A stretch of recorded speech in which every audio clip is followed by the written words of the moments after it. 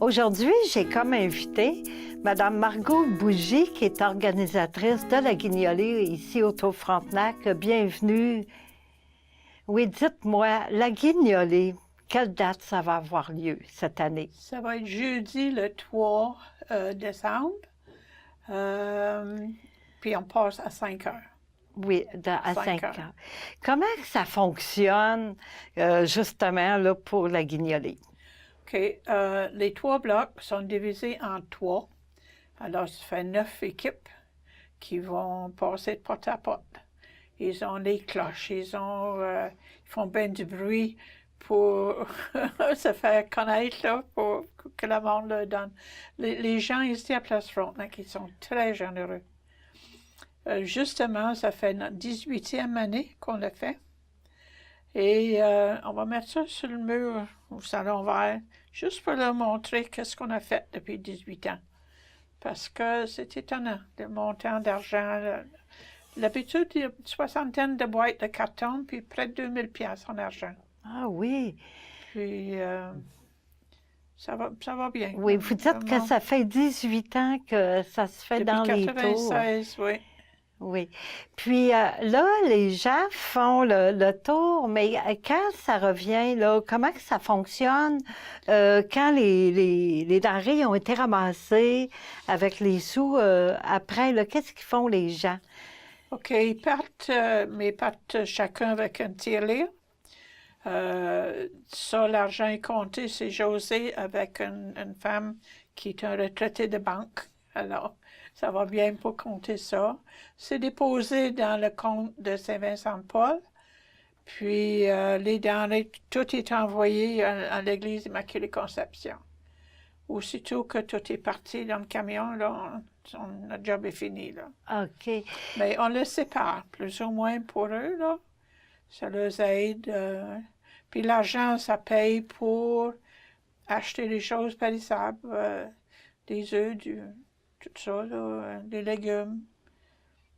Puis, parlant de denrées, qu'est-ce que c'est que les gens peuvent donner pendant que la tournée, là?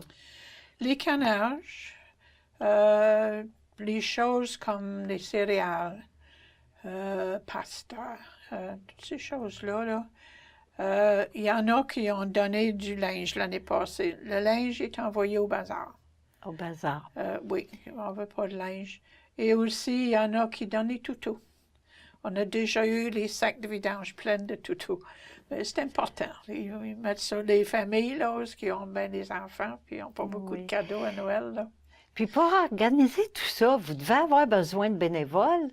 Jusqu'à date, j'ai 34 qui vont aller sur les étages et j'ai 6 hommes qui restent dans la salle pour monter les boîtes, ils restent dans la salle, eux autres. Puis après ça, ils mettent tout ça sur les tables, là, puis on les remplit, les boîtes. Oui, puis ça, on sépare la nourriture aussi, probablement, hein, quand ça revient, là, hein? Oui. Ils mettent ça quand la boîte est pleine, mais ils mettent ça de côté. Oui. Là. Je me demandais, durant la période de la Guignolée, il y a des gens qui sont pas là, là. À ce moment-là, des gens qui veulent donner, comment ils se prennent? Ils peuvent le donner au bureau. Okay. Et Lynn ou Loulou qui va être là, elle garde un papier. Puis quand ils ont donné, elle marque l'appartement. Que moi, je peux les barrer sur les listes. Ça ne sert à rien de cogner, ils ne sont pas là. Alors, il y en a beaucoup qui étaient donnés au bureau. Puis dans l'après-midi de la Guignolée, j'ai envoyé des hommes chercher tout ça. Là. Chercher ça.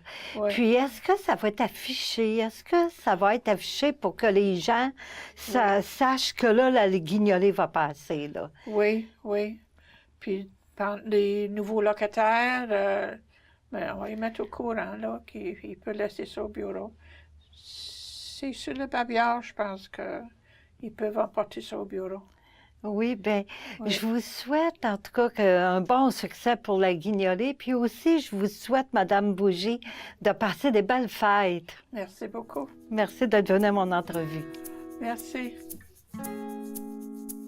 Pour plus d'informations sur la Guignolée des Tours Frontenac, vous pouvez consulter les babillards dans les tours ou composer le 514-524-3015.